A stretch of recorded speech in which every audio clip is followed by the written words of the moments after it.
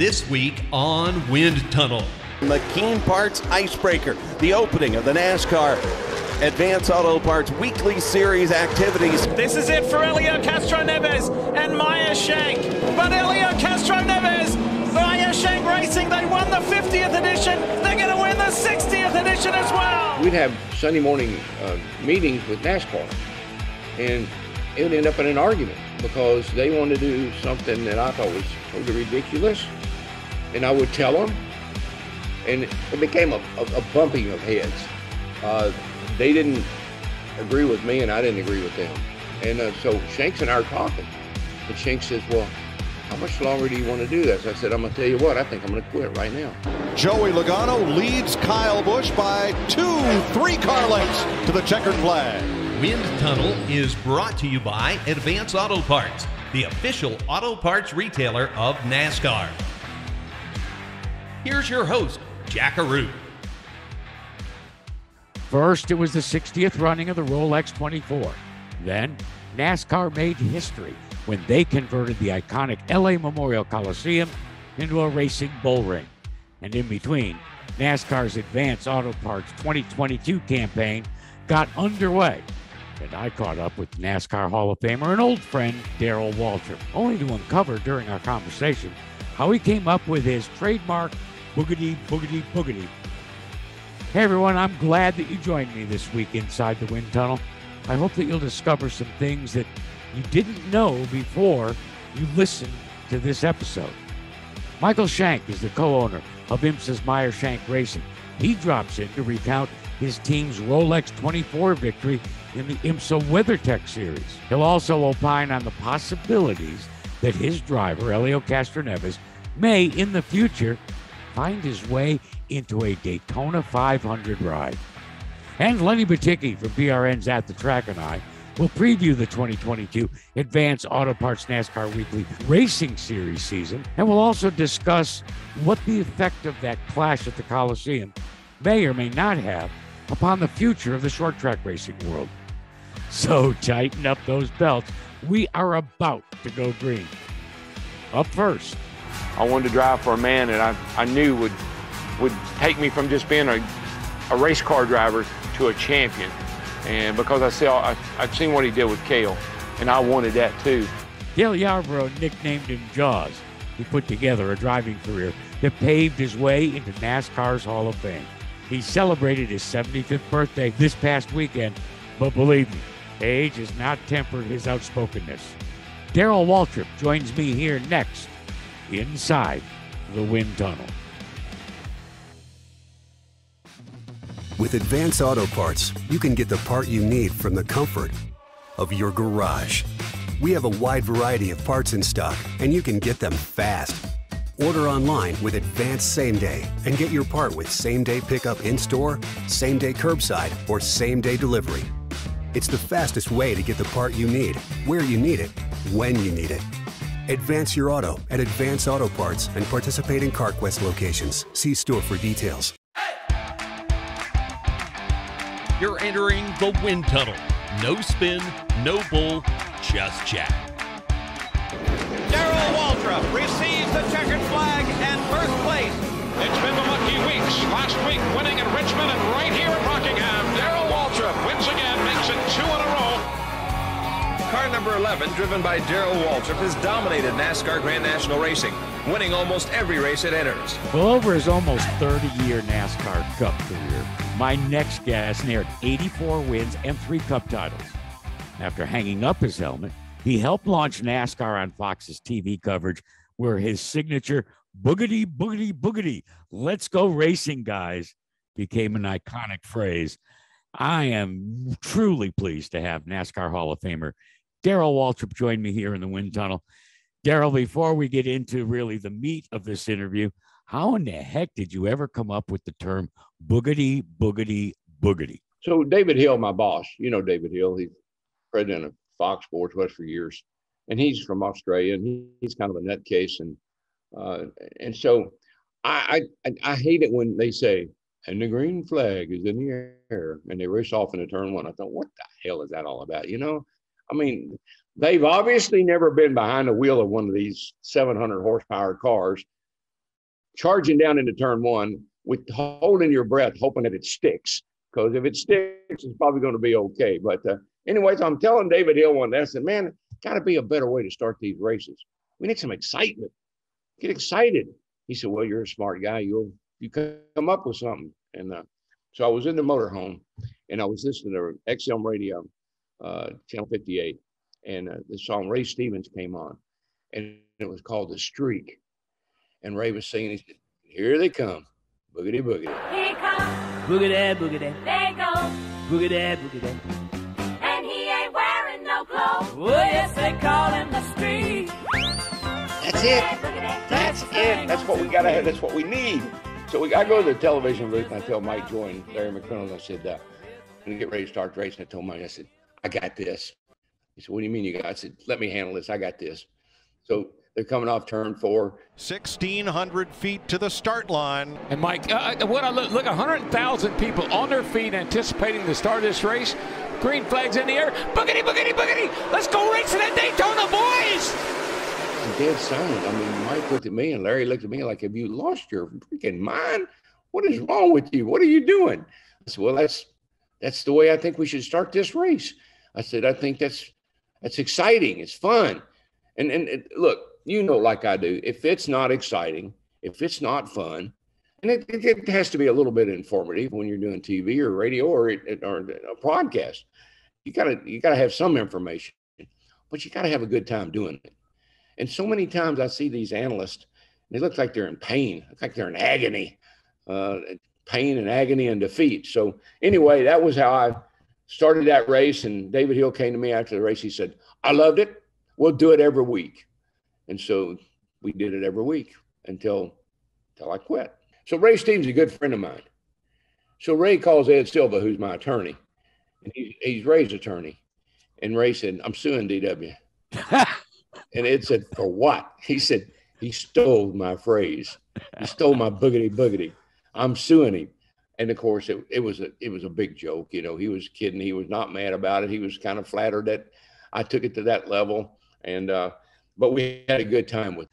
I want to reflect back on your career. It had so many iterations. I remember distinctly when you showed up with the terminal transport car, and then you get in the dream ride with Dygaard, and then of course our time together with Junior and Flossie, as you said, and then off to Hendrick. So you've got probably the best perspective of then and now, Darrell, and I'm talking about just what you've learned. But I wonder, over that almost 30 years, what was the defining moment in your career? Well, certainly going to drive for Junior, that was a game changer. I was driving for Dygaard, driving the Gatorade car, and I'd won 29 races and lost the championship to Richard Petty in '79. And so, and I assumed that's probably where I'd be for a long time. But then Cale came to me, and Cale's one of my best friends now. Wasn't necessarily then, but now. And Cale came to me and he put his arm around me and he said, DW, I'm going to tell you something I ain't told nobody else. He said, I'm leaving Junior at the end of the year. Well, this is 1980. I said, Cale, you got to be out of your mind. What are you thinking? I'm tired of running all the races. I don't want to run all the races anymore. Just want to run a limited schedule. I'm going to go drive for MC Anderson. And here's what I wanted to tell you. Junior Johnson loves you. And Junior Johnson would love to have you drive that 11 car. Well, I was so excited that just for a moment, I forgot I just signed a new 3-year deal with Dygaard to drive their car for 3 more years. So I said, oh my God, now what do I do? So that was the dilemma. That was the situation I was in 1980. I had to figure out a way to get out of that contract, which was pretty hard to do with Dygaard because Bill Gardner he prided himself as being the smartest guy in the room most of the time. And so, but I figured out a way and look, these are numbers. So I'm not making this up. It cost me $300,000 to get out of that contract. It cost me $100,000 for each year. And I paid $100, Junior paid $100, and Pepsi paid $100 to get me out of that contract. And that's how I got in the 11 car. We had quite a go of it, backs and forth. But in the end, he got what he wanted, and I got what I wanted. And here's the great thing about it. So Ricky Rudd ended up driving the car.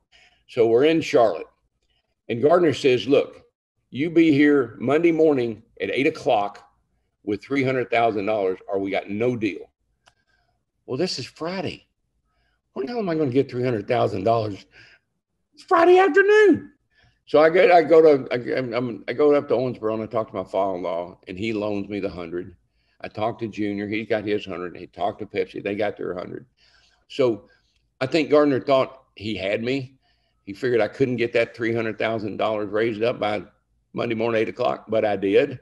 And so I go in and then make a deal, and we sign the release. And he said, "By the way, you owe me $25,000 more."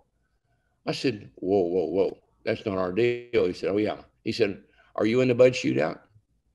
I said, "I am." He said, "You're probably going to win it, and I want my half of the money." Huh. Gardner and we bumped heads a lot, but I learned, you know something, Jackie, every time I did something, whether it was with Dygard, Bill Gardner, Junior, Rick Hendrick, even driving for myself, I learned something every time that I never realized before. Things about the sport that, when you're a car owner and a driver, you kind of get the best of both worlds. I'm life experiences. I mean, I lived it. Not like I make it up. I never drove just for one team. I drove for a lot of teams and a lot of characters, Bud Moore, just different people. And I learned something from every one of them. And a lot of people say, "Well, how come you never used it?" I guess there might be that, but anyway, I feel like I've been blessed. I've had a great career, 2 great careers, driving and in TV. And funny thing, Jack, a lot of people don't know I ever drove. Yeah, you're right. Yeah. A lot of people in the world today think all I've ever done is said, "Boogity, boogity, boogity, let's go racing, boys," and do TV. That's all they've ever known. And so sometimes when I bring up my driving career, they say, oh, you drove? Wow. How did you do? Well, I think I did pretty good. Darrell, I got chills because you and I were fortunate to intersect and really have an intense number of years with the Duke crew and so much that we both learned from Junior and Flossie. What was the best lesson you learned there in Ingle Holler, sitting around Junior Johnson's breakfast table? Pretty easy. Junior said, "You do the driving, I'll do the talking." I was pretty notorious for voicing my opinion. It didn't matter what it was, and I'm a contrarian. I think I'm a lot like you. I think you're a contrarian to some degree. Absolutely. And so I had an opinion about everything, and I didn't mind letting people know what my opinion was. But that was the best thing Junior ever told me. He told me that right on the front end. He said, "You got a bad reputation for running your mouth. All I want you to do is drive that car. You do your job, I'll do mine, and everything will be fine." We got along fine after, a race or two. Darrell knew what he had to do, and he knew he had the best car on the racetrack. And he took it and proved it. He proved our side of it, and he decided he was the best driver at that given time, and he might very well could have been the best driver that's ever drove a race car. And look, when you sit down and when you would look at Junior Johnson, or you would talk to Junior Johnson, you'd say, "Junior Johnson, I mean, how could he be so smart?" But his racing mentality, I don't know about anything else. I just know about his racing mentality, was off the chart. We would go to Detroit together, and we would sit down with the Chevrolet engineers or the Buick engineer, whoever they were. And Junior would start explaining something that he wanted to accomplish with a motor. Most of the time it was engine related. And those engineers would look at him like, "Where did you come up with this idea from?" Hey, Darrell, when you look back, you spent your entire life in the world of motorsports, and then you dropped the mic, figuratively and literally, and walked out of the booth. Do you miss it? Here's what happened. So we're at Sonoma, and Eric Shanks is my boss because Hill's retired and Shanks is a boss, and we're talking. Shanks and I are talking, and there's just a lot of things I didn't agree with. And we'd have Sunday morning meetings with NASCAR. And it would end up in an argument because they wanted to do something that I thought was totally ridiculous. And I would tell them, and it became a bumping of heads. They didn't agree with me, and I didn't agree with them. It was like the 550 horsepower package, the 750 horsepower, blah, blah, blah, blah, blah, blah, all this crap they were doing, you know? And so Shanks and I are talking, and Shanks says, well, how much longer do you want to do this? I said, I'm going to tell you what, I think I'm going to quit right now. I think I'm done. I said, I can't put up with this crap every week. It drives me crazy. And so I thought at the time it was the right thing to do. And I left and I came back. I told Stevie, I said, I'm retired. I'm not going to go back next year. And she was shocked. And then COVID came along, and it seemed like everything worked out for a purpose. I retired. COVID came along. They were doing races in the studio from Charlotte. They weren't going to the track. I would be terrible at that. I got to feel it, smell it, touch it, hear it. And they weren't getting to do that. They were doing all the races from the studio in Charlotte. And so I thought that was, in some way, I thought that was a sign that I'd made a good decision. But then they started back going to the track. And that's when and you know this, because you've lived it your whole life. It's the people. Yeah. It's not the event. Everybody, you know, oh, we got to have a great event. No, you don't. You got to have great people. If you're around great people, you'll have a great event. And so I missed Mike Joy, and I never thought I'd say that. And I missed Larry McReynolds, and then Jeff Gordon came along, and here Jeff and I didn't know Jeff that well. I covered him, you know, in the booth, but I didn't know him personally. And so he comes along, and they're behind closed doors. They're saying, "Now help this guy, because you know, he's the future of the sport, and teach him everything he needs to know, and go easy on him." And so I think I took that I took that too far. Instead of me standing my ground, me being who I was, the analyst that I was, and the things that I knew, I kind of let him be the star of the show. And his star got brighter, and my star got dimmer. And that was another part of it. I've always liked Jeff. He's one of my best friends now, but it was just hard for me to stand in a booth and not be the star of the show. And that may sound, I hope it doesn't sound obnoxious, but that's just how it was. It was like I had second thoughts. Yeah. And I even talked to Shanks about, any chance you need somebody, you know, I'm available. If you ever need need a backup, I'm still around. But anyway, that ship sailed, and I'm pretty happy doing what I'm doing now. I have 3 grandchildren, 2 little girls and a grandson, and we have a lake house and a boat, and and Stevie and I were happy as we've ever been. We've been married 52 years. And that's a lot of years when you've been in racing as long as we have. So when I look at the whole package, the total package, I can't complain. I'm pretty happy with the decisions I made and the things I've done. Well, listen, without saying, this has been a special time for me. I appreciate your joining me here inside the wind tunnel. But more importantly, I appreciate the fact that God gave us the opportunity to get to know each other. And whether we speak regularly or we don't, that union or that feeling burns bright. And I wish you, Stevie, the redhead man. I mean, she's the reason you're still around. Believe me. I wish all of you the very, very best. And you take care. And thanks for joining me today. Yeah, just remember, Joe. Here's one thing you got to remember: you can't make old friends. No, you're right. Thanks, Darrell. Bye, buddy. Love you. Love you, too. Have a comment or suggestion? Visit jackarootswindtunnel.com and leave us a message. With Advance Auto Parts, you can get the part you need from the comfort of your garage. We have a wide variety of parts in stock, and you can get them fast.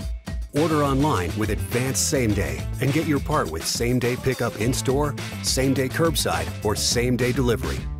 It's the fastest way to get the part you need, where you need it, when you need it. Advance your auto at Advance Auto Parts and participating CarQuest locations. See store for details. Man, this is for all those guys. There's a ton of them out there that are like me, that have won here and all these great short tracks around here. We can do it. We just need the opportunities. Today proved it. Yeah, it's a short track, but it's still damn hard to win here, and we did it.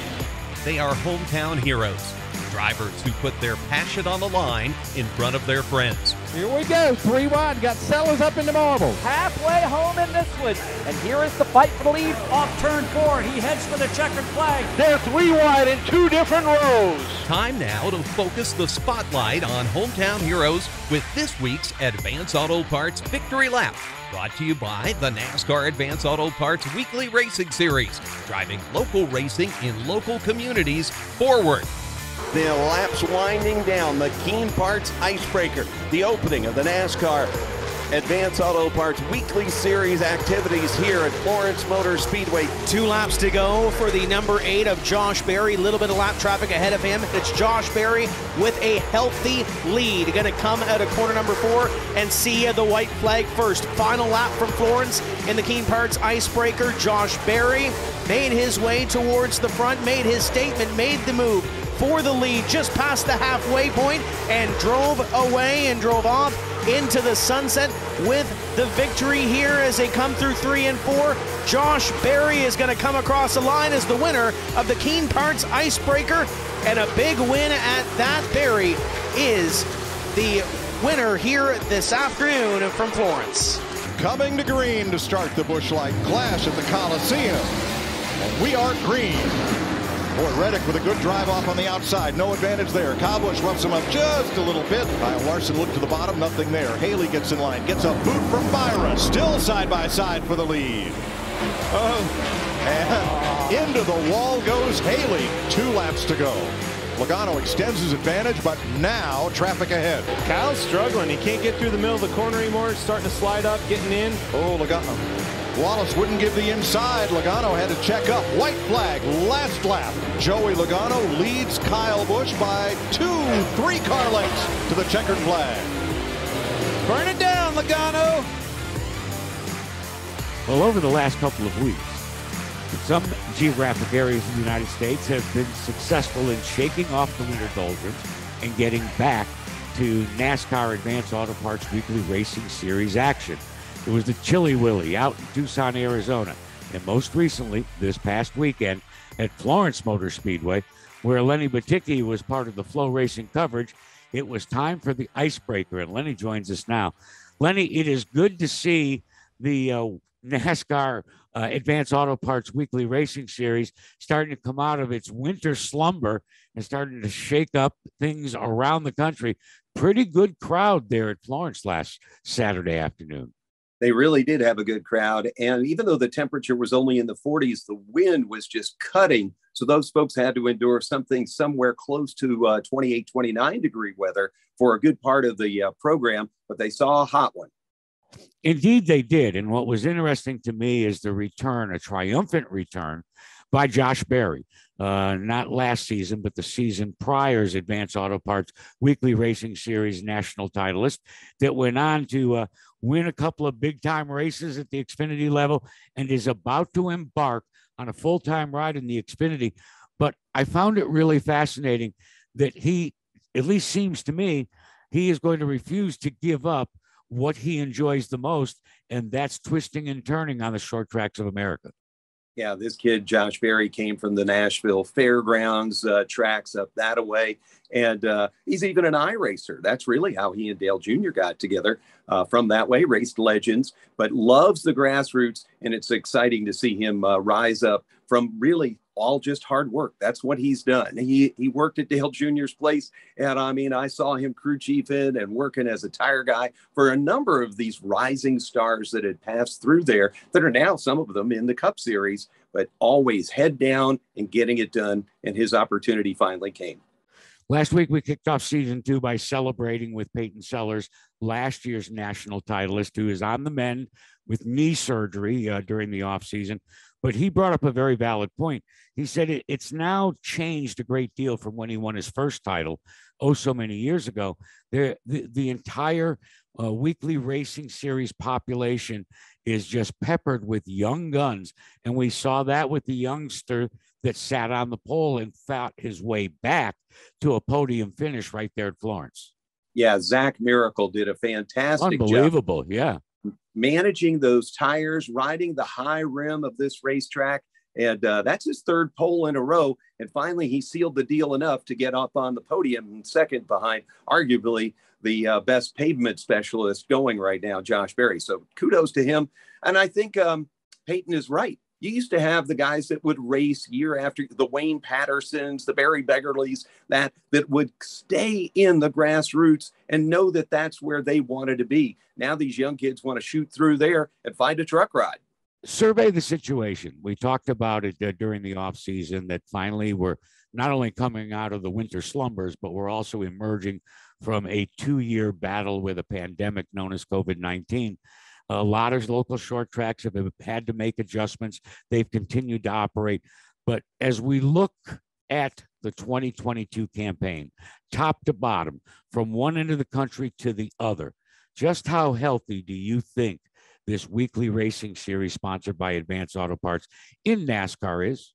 I think it's going to depend on the promoters that stay focused to the values of making sure your facility welcomes not only the fans that are already going to come in the middle of the icy winter, they'd come in the rain, they would do this. But remember, now we're going to have a whole new crowd that could come out to us. How are we welcoming that new fan? Are we doing something to explain to them what the difference is between a limited late model and a late model? Why should I cheer for a mini stock guy? What is the flags that this guy up top is waving? Why is he waving that blue one with a stripe? And I think we have to remember those. Ken Squire said it best, man. You've got to keep these new fans engaged or we won't have new fans. You know, you talk about getting new fans engaged. What we witnessed at the LA Memorial Coliseum, now granted, it wasn't from the weekly racing series. Rather, it focused on NASCAR's premier level of competition, the Cup Series. But with more than 70% of that 60,000 plus crowd attending their very first race, Tony Stewart said something during the telecast on NASCAR on Fox as he warned all of the local short track operators across the country to take a page from what NASCAR did. That was more than just a race, Lenny. That was a day of complete and diverse entertainment. It really was. And I think a lot of the grassroots promoters in the NASCAR Advance Auto Parts Weekly Racing Series can take a thought here. They had a halftime, okay? Never been done. But you know what? At the grassroots we do twin 30s for the late models. So between the twin 30s for the late models, don't run the mini stocks. Let them run after the second one and maybe have a local band, maybe have some kind of contest, do something to entertain between the two to brighten it up for the new fan that is still trying to figure out, what did I just see in the first 30? You know, it's kind of interesting because when the show first got on the road, there were people out there in the stands that it was very evident to me were certainly at their first event and weren't sure what was appropriate, when to cheer, when not to cheer. But by the time we got to that final 75 laps in that main event, these newcomers finally figured it out. They liked what they saw. And I don't know about you, but as a longtime follower, not only of short track racing, all the naysayers were proved wrong. That was entertainment above and beyond, and I'm going to go out on a limb, what we see at the Madhouse at Winston-Salem in Bowman Gray. Madhouse depends on a crowd that is educated and ready for a boxing match to start out on. This crowd didn't know what they were going to be entertained with and left there very much so entertained. And on the performance side, I thought that new car did well. I know there was a couple of parts failures out there, but geez, how many years and how many races have we gone lately where nothing fails? It's nice to have that risk looming that if you push the transmission too much, something might break in the back end. So you got to be more careful. You can't just sling it everywhere. I like that there's just a little bit of risk now with these parts. So after the break for the Super Bowl this weekend, things start to crank up, but they already have on the short track scene around the Daytona International Speedway. Rusty Marcus is going to join me next week to talk about what I think has always been one of the critical elements of a Daytona Speed Week, and that's the marathon runs for late models, for ARCA, for the modifieds, you name it. Marcus and New Smyrna Speedway race it, and in my opinion, it becomes the official kickoff to the 2022 NASCAR Advanced Auto Parts Weekly Racing Series because of the geographic distribution of the drivers and teams that will compete. Yes, it is really coming back to the Mecca for all of these racers, whether they're dirt, pavement, anybody that can get there gets there. And the ones that can't compete are still in the stands. There are promoters, there are team owners. All of that is there. And in 1 week, maybe 10 days, you can make a name for yourself that carries on through your entire career.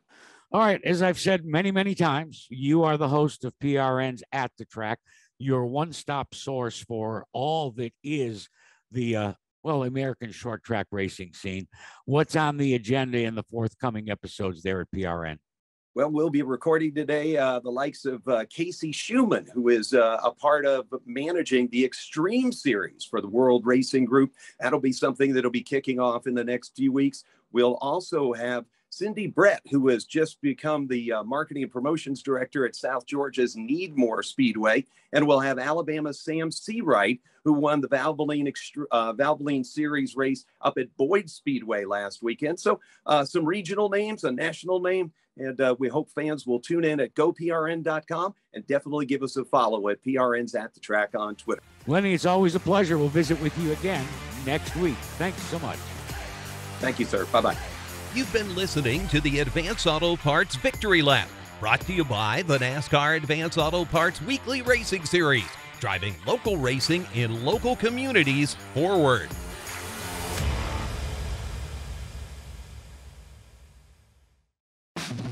With Advance Auto Parts, you can get the part you need from the comfort of your garage. We have a wide variety of parts in stock, and you can get them fast. Order online with Advance Same Day and get your part with same-day pickup in-store, same-day curbside, or same-day delivery. It's the fastest way to get the part you need, where you need it, when you need it. Advance your auto at Advance Auto Parts and participating CarQuest locations. See store for details. Castroneves looking for number 4, Chris. A 2-car length advantage. Helio Castroneves trying to become a 4-time winner out of turn 4. Off turn 4 for the final time. Helio Castroneves comes to the start-finish line. Twin checkers out, and then there were 4. Helio Castroneves joins the 4-time Winners Club. He wins the 105th running of the Indianapolis 500-mile race. This is it for Helio Castroneves and Meyer Shank. Tom Blomqvist did such an amazing job. Ollie Jarvis and Simon Pagenaud, the teammates from Indy Car. But Helio Castroneves, Meyer Shank Racing, they won the 50th edition. They're going to win the 60th edition as well. Incredible. Well, what a fairy tale last 9 months my guest has enjoyed. He provided the Honda that powered Helio Castroneves to his record-setting 4th Indianapolis 500 last season in May. He then backed up that accomplishment by fielding the winning DPI Acura driven by Oliver Jarvis, Helio, Tom Blomqvist, and Simon Pagenaud to win the 60th running of the IMSA Road Racing's crown jewel, the Rolex 24. I'm joined by team principal and co-owner of Meyer Shank Racing, Michael Shank. Michael, are you at all worried that maybe you're going to wake up from this dream? What an incredible 9 months. It's been great, and I appreciate you having me today. It's been great. It's especially great considering, and some people noticed this and some didn't, that we had a very kind of tough year in sports cars that traditionally we've been very, very strong in. So, to get our kind of crap together over the wintertime and, it's the same people, it's the same car, it's the same of everything, just kind of reorganizing a little bit and come out of the box that strong. And I really feel that well run, not from my part, just from the engineer's part and the mechanics. I mean, just the strategy was spot on the whole day. And we had them beat on fuel strategy most of the race. And I'm just super proud of the guys. You talk about that fuel strategy. There were some that kind of questioned what you were doing. Did you ever imagine it was going to be as intense at the end of 24 hours as it turned out to be? I mean, it's so, with the way the rules are today and the way the pitting strategy, the way that IMSA pits the cars during yellow caution periods, we always, with only 7 cars, I mean, it's pretty easy to stay on the lead lap without a massive problem. And even if you go down, like we had a tire go down, and it didn't worry me that much. I mean, it really didn't, because I knew we'd get it back. As long as the car was whole, which it was, we were able to continue on kind of our path. But it's an interesting thing because our races are so close. The pit lane, we have a mandatory fuel time. So meaning we can't fill any quicker than 30 seconds, so therein lies a lot of ways that you can try to get fuel advantages and have to take less fuel when you're in the pits altogether. So for instance, if we save fuel during a stint and the other guys didn't save as much as we do, theoretically, we're not taking as much fuel the next time, and you can jump each other in the pits, which we've had it done to us a million times, but we just were on the leading end of that because we really focused on fuel savings for this race. Well, and it did indeed pay off. I want to talk to you a little bit about this combination of drivers that you assembled for this. By the way, second Rolex 24, you won the 50th. Now you've won the 60th. I hope you don't have to wait for the 70th for the next one. I hope not, but it's pretty cool nonetheless. But you combine Bloomquist and Jarvis. They're a great combination. But then you bring in Helio, the dancing man, the Indy 500 champion, and another Indy 500 champion who will make his debut in your IndyCar team this season, Simon Pagenaud. Who was the mastermind between bringing all of these diverse personalities, but even more importantly, driving styles to that Sirius XM Acura? Well, it's a little deeper than that. I mean, we have a complete rework of our driver lineup in sports car. Dane Cameron decided to go to the Porsche program with Penske. Oliver Pla and I decided to go our separate ways.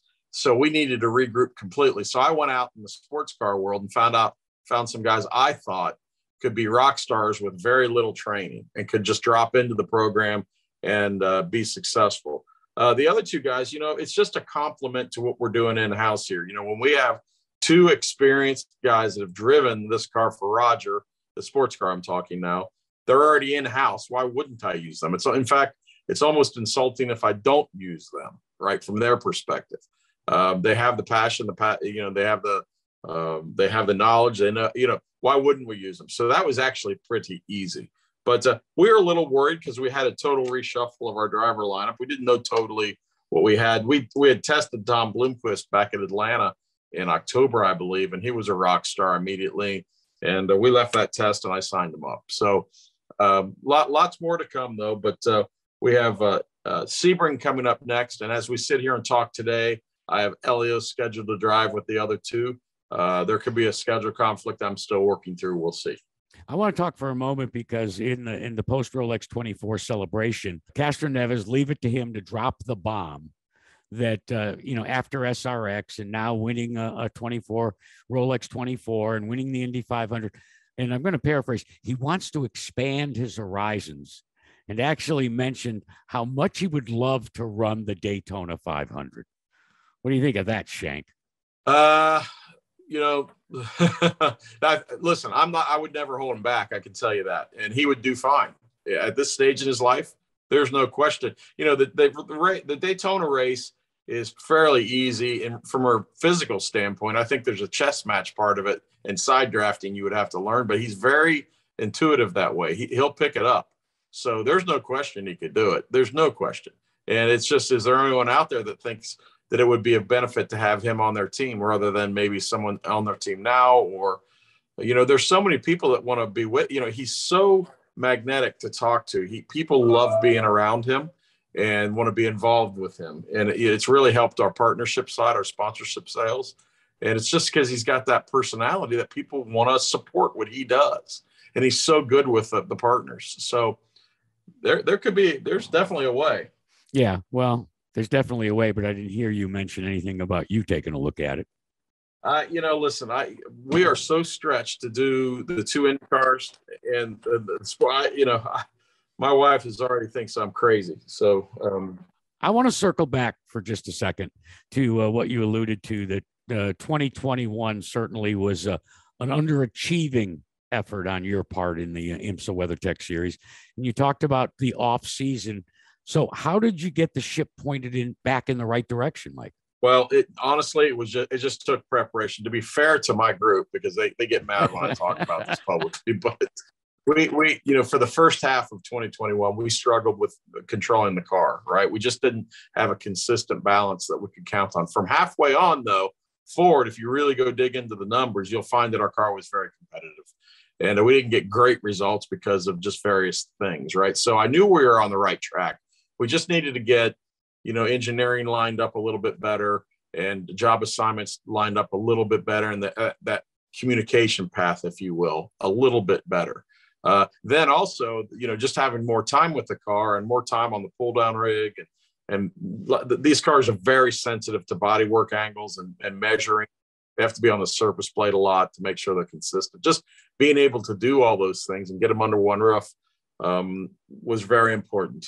And also I have a very, very good kind of damper performance engineer that worked really hard on what we call our third springs to help control the car. And I think all that contributed to our success. And, it doesn't show by the numbers because we pit a lot for fuel strategically, but when we were head to head with somebody in the pit lane, our guys always delivered.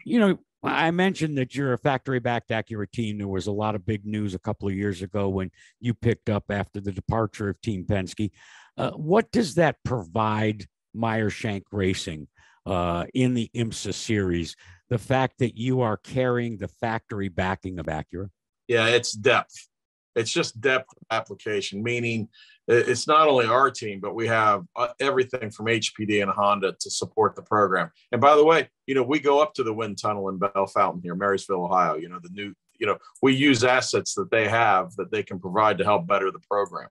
And it's a depth that, that's the advantage that Penske's always had besides having good people, but he has this depth, a technical depth that a lot of us could never touch. Now, some of us, including myself, are starting to catch up now, but the depth is always which is unrelenting. I mean, if one thing goes down, someone's right behind to pick it up, and HPD kind of do that for us. On the other side of the coin, you picked up a partner a couple of years ago, former CEO of SiriusXM, and just a dyed-in-the-wool gearhead, Jim Meyer. And in a lot of ways, I found it kind of fascinating as you two got together.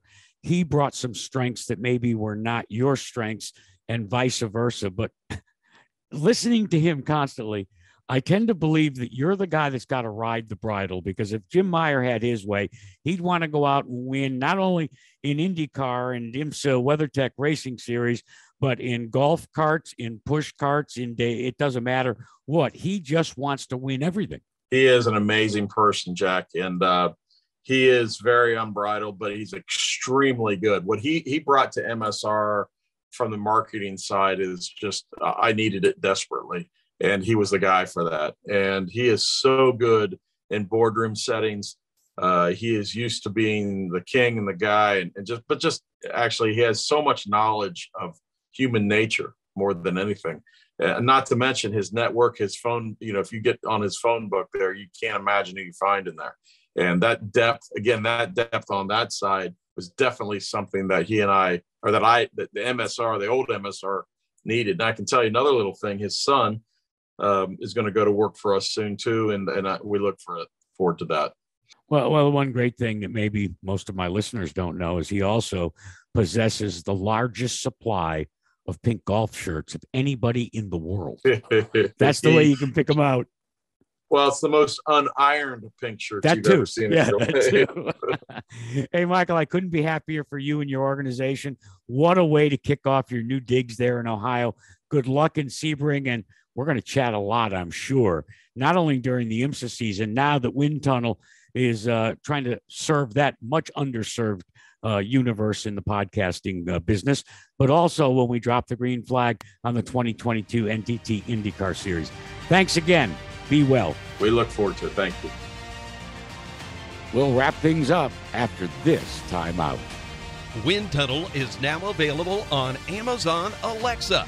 Just say, Alexa, play Jack Arute's Wind Tunnel.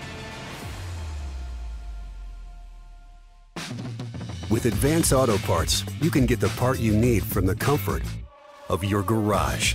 We have a wide variety of parts in stock, and you can get them fast.